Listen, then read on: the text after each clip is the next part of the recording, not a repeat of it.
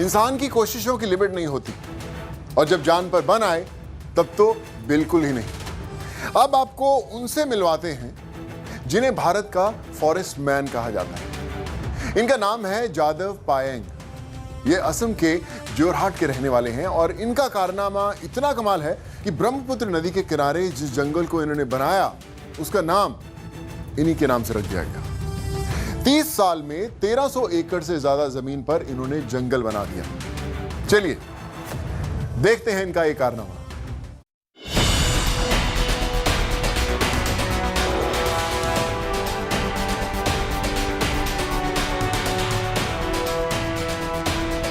दुनिया के सबसे बड़े नदी द्वीप माजुली की कहानी जब जब दोहराई जाएगी, पहला जो चेहरा सामने होगा वो 65 साल के जादव पायेंग का होगा, जिन्हें दुनिया द फॉरेस्ट मैन के नाम से जानती है। जिस दौर में हम चांद और मंगल की सैर करने के बारे में सोच रहे हैं, उस वक्त जादव पायेंग जमीन को जन्नत में तब्दील कर रहे होते हैं। असम के जीवन और जंगल के बीच जादव पायेंग ही कड़ी है जिसने माजुली को जिंदा रखा है, यहाँ की 1.5 लाख की आबादी को आबाद रखा है।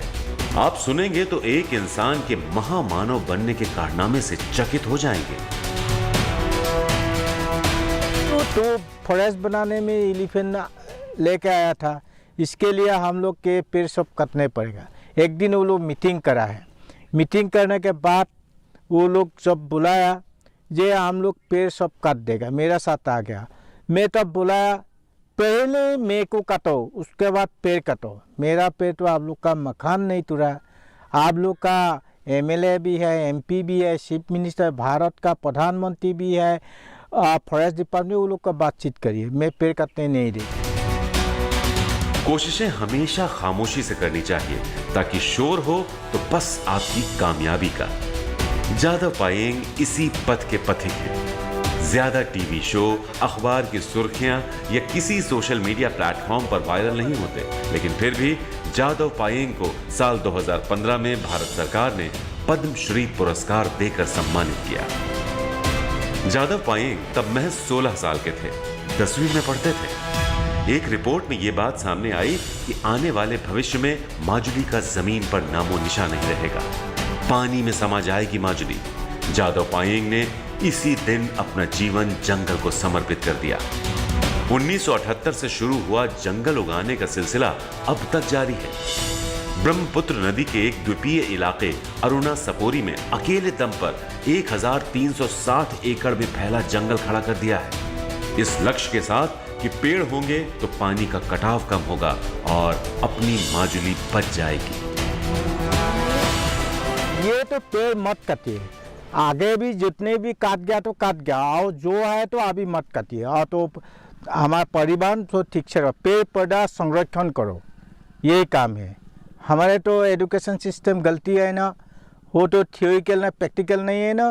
कंक्रीट का फर्स्ट में प्लानिंग बनाया, एसी रूम में बैठा है, एसी गाड़ी में रहता है, वो फील्ड में नहीं आया था। ये काटने से भी क्या होगा। इन जंगलों में आज हजारों की संख्या में जानवर और पक्षी रह रहे हैं। किसी ने कहा है कि चांद पर बाद में जाना जमाने वालों, पहले जमीन पर रहना तो सीख लो। जादव पायेंग अब पूरी दुनिया में जंगल लगाने का संदेश पहुंचा रहे हैं, कभी अमेरिका, कभी मेक्सिको।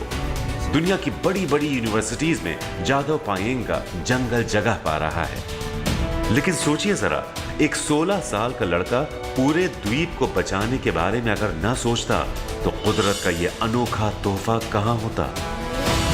गुवाहाटी से हेमंता नाथ के साथ सिवनी से Puneet Kapoor, good news today.